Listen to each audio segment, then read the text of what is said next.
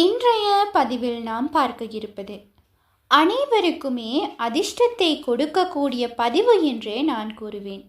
ஏனென்றால் நம் அனைவரும் தேடிக்கொண்டிருக்கக்கூடிய அனைத்து நிஹ்மத்துகளையும் அருட்கொடைகளையும் பரக்கத்தையும் வாரி வழங்கக்கூடிய ஒரு அற்புதமான இலகுவான ஒரு திக்ரை தான் இன்ஷா அல்லாஹ் இன்றைய பதிவில் நாம் பார்க்க இருக்கின்றோம். இன்ஷா அல்லாஹ் இரவு நேரத்தில் நாம் செய்யக்கூடிய சிறிய அமலானது அடுத்து வரக்கூடிய நாளானது நமக்கு பிடித்த ஒரு நாளாகவும் நம்முடைய மனதுக்கு இனிமையான ஒரு நாளாகவும் நாம் விரும்பக்கூடிய விடயங்கள் நடக்கக்கூடிய ஒரு நாளாகவும் நமக்கு இருக்கும். இன்று நாம் அனைவருமே விரும்புவது என்னவென்றால் நமது மனதுக்கு பிடித்தது நடக்க வேண்டும். நாம் ஒரு லட்சியத்தை நோக்கி செல்வோம், அது நமக்கு கிடைக்க வேண்டும். லட்சியங்களே இல்லை என்றால் மனதுக்கு இதமாக பிடித்தமான விடயங்கள் நடைபெற வேண்டும் என்பதனைத்தான் நாம் அனைவரும் நினைப்போம். அந்த அனைத்து தேவைகளையும் உள்ளடக்கியது தான் நாம் இன்று பார்க்க போகும் திக்ர். அதிலும் இலகுவானதாக பார்க்க இருக்கின்றோம். எனவே இன்ஷா அல்லாஹ் யாரெல்லாம் அதிர்ஷ்டம் கிடைக்க வேண்டும், மனதுக்கு பிடித்தது நடக்க வேண்டும் என்று நினைக்கின்றீர்களோ, இன்ஷா அல்லாஹ் 11 முறை இதனை கூறிவிட்டு நீங்கள் உறங்கி பாருங்கள். அப்படியான அந்த திக்ர் என்னவென்றால் அல்லாஹ்வினுடைய சிறந்த 3 திருநாமங்கள். ஆனால் இந்த 3 திருநாமங்களையும் ஓதுவதற்கு முன் நாம் தரூதி இப்ராஹிம் ஸலவாத்தை 3 முறை ஓதிக்கொள்ள வேண்டும். அடுத்து யா கனியு, யா வஹாபு, யா ரஸாக்கு இதனை நீங்கள் 11 முறை ஓதிவிட்டு அதற்கு பிறகு சூரா கௌசரை 11 முறை ஓதுங்கள்.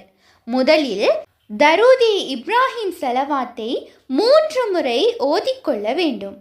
யா கனியு, யா வஹாபு, யா ரஸாக்கு இதனை 11 முறை ஓதப் போகின்றோம். அடுத்ததாக சூரா கௌசரை 11 முறை ஓதப் போகின்றோம்.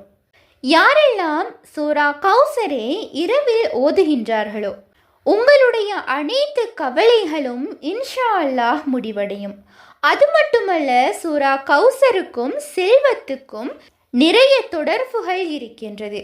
யாரெல்லாம் பண கஷ்டத்தில் இருக்கின்றீர்களோ, பணம் பரக்கத்தாக கிடைக்க வேண்டும் என்று நினைக்கின்றீர்களோ, இன்னும் செல்வந்தனாக மாற வேண்டும் என்று நினைக்கின்றீர்களோ, சூரா கௌசரை வலிமையாக அதிகமாக ஓதிக்கொண்டு வாருங்கள்.